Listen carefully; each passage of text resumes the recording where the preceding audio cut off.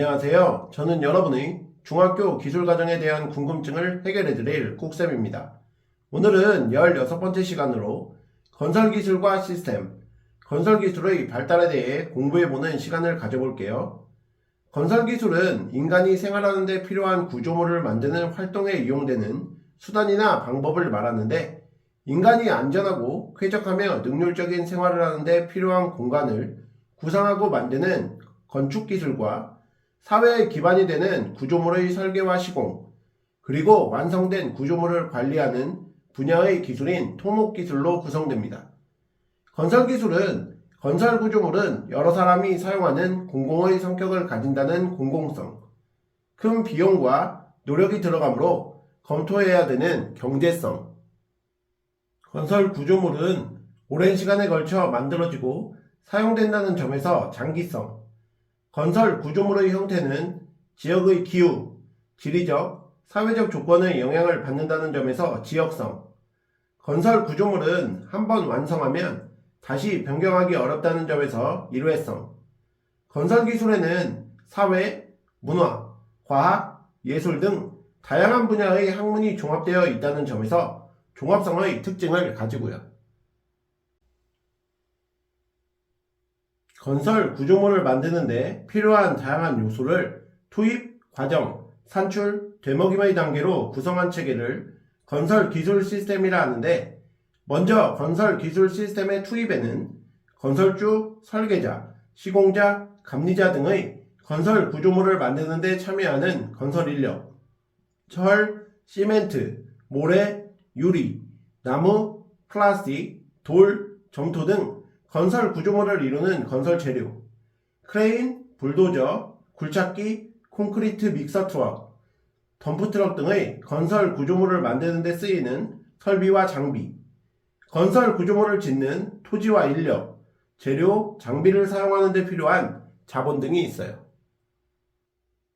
건설 기술 시스템의 과정은 투입된 요소들을 이용하여 건설 구조물을 만드는 과정으로 건설 구조물의 용도, 규모, 위치, 예산들을 종합적으로 검토하고 결정하는 기획, 주어진 조건을 분석하여 이에 맞는 구조물을 계획하며 설계도를 그리는 설계, 작성된 설계도에 따라 건설 구조물을 만들고 계획에 따라 제대로 만드는지를 지도 감독하는 시공감리로 구성되고요. 다음으로 건설기술 시스템의 산출은 완성된 건설 구조물을 의미하는데, 주택, 빌딩, 학교, 병원 등 사람이 생활할 수 있는 공간인 건축 구조물과 도로, 항만, 철도, 교량 등 생활의 편의를 위해 사회의 기반이 되는 토목 구조물로 구분되죠. 마지막으로 건설기술 시스템의 되먹임은 건설 구조물의 보수, 관리 등을 의미합니다. 그렇다면 건설 구조물의 종류에는 어떤 것들이 있을까요?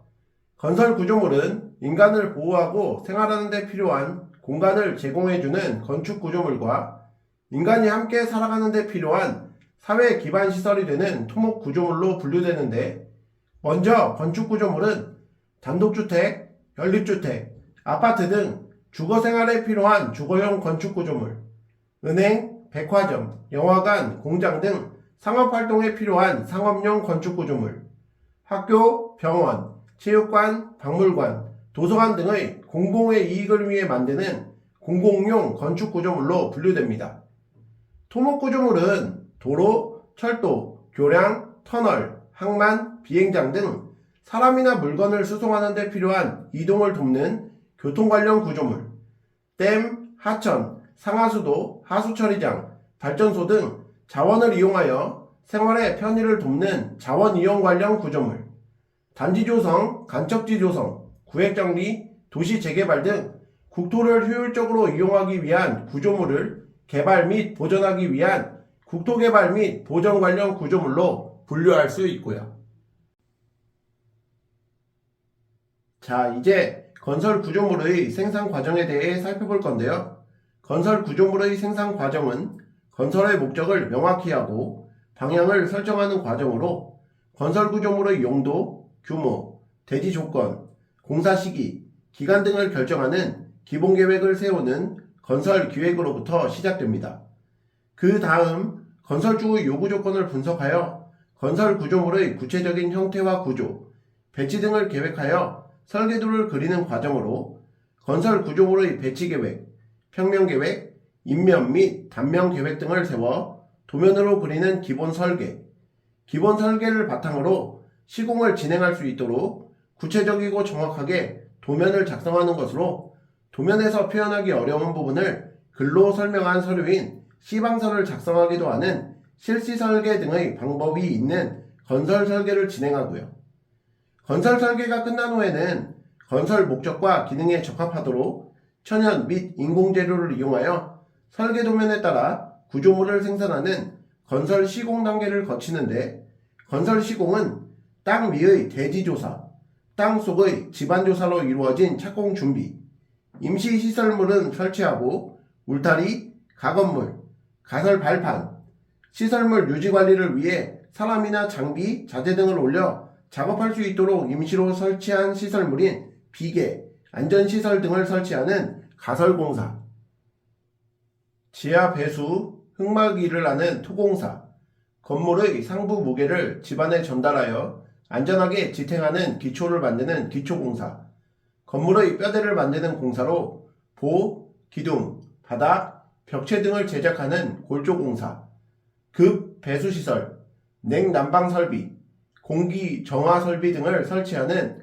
설비공사, 미장, 도장, 타일, 창호 등의 마감공사, 공사에 사용한 가설물을 철거하고 건물을 완성하는 완공의 순으로 이루어지고요.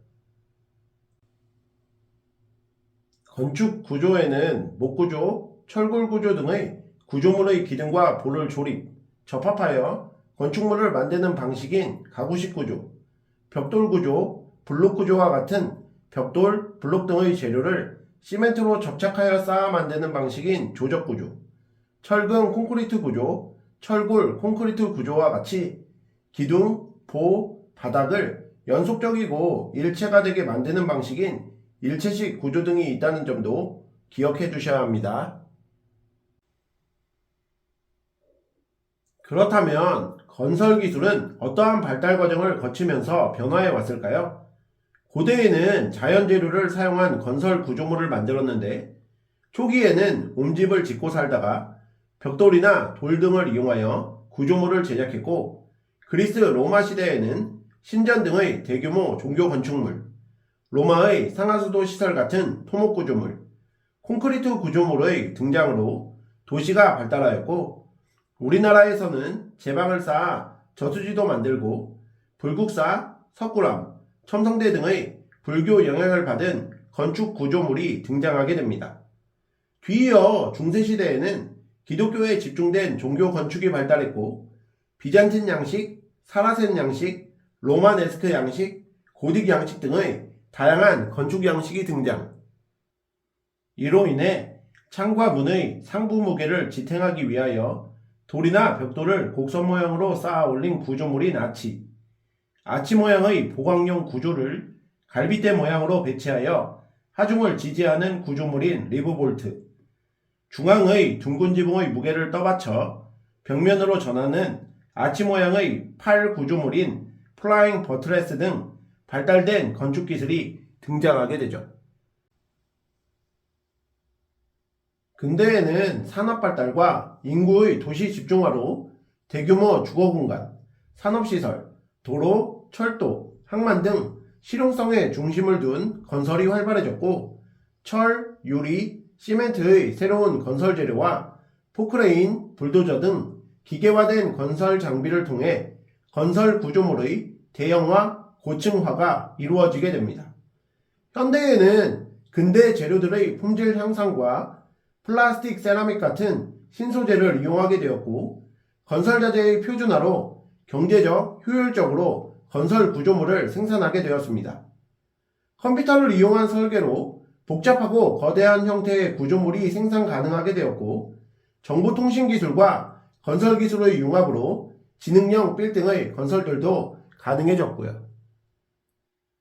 또한 콘크리트를 사용하지 않고 건물을 만드는 건식공법에서 내부와 외부 마감공사에 쓰이는 조립용 판인 조립식 패널과 힘을 받지 않는 칸막이 역할을 하는 바깥으로 유리와 알루미늄으로 만들어지며 공장에서 생산, 운반하여 설치하는 커튼월 등 새로운 건설용 공법이 개발되었고 유압을 이용하여 높이를 들어올린 후 그 사이에 추가 구조물을 끼워 넣어 높이를 조절할 수 있는 타워 크레인, 터널을 뚫으면서 콘크리트로 터널 벽을 마감하여 안전성을 강화하는 기계인 TBM 등으로 초대형, 초고층 건축 구조물과 초대형 토목 구조물의 건설이 가능해지게 되었어요.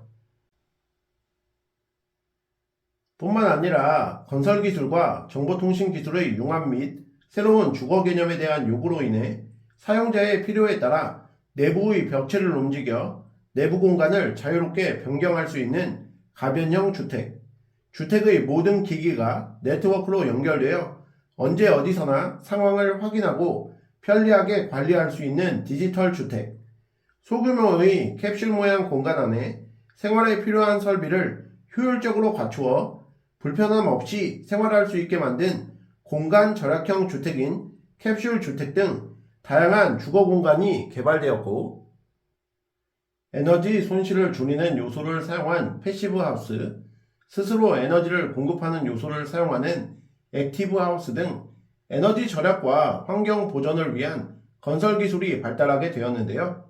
미래에는 부족한 생활 공간 문제를 해결하기 위해 지하도시, 해저도시, 우주도시 등 다양한 기술이 발달할 거예요. 자, 그럼 오늘 배우신 내용을 바탕으로 문제 풀어볼게요. 1번, 다음은 신문기사의 일부 내용이다. 이와 관련된 건설기술의 특징은? 이라는 문제인데요. 민서는 신문에서 인천의 한 건물이 기울어지고 있다는 기사를 보았다. 건물을 처음 지을 때 집안의 상태를 제대로 조사하지 않아 건물을 지은 후에 집안이 계속 내려앉고 있다는 것이다. 주민들도 불안에 떨고 있지만 집을 사서 들어온 이들은 이러지도 저러지도 못하는 상황이다.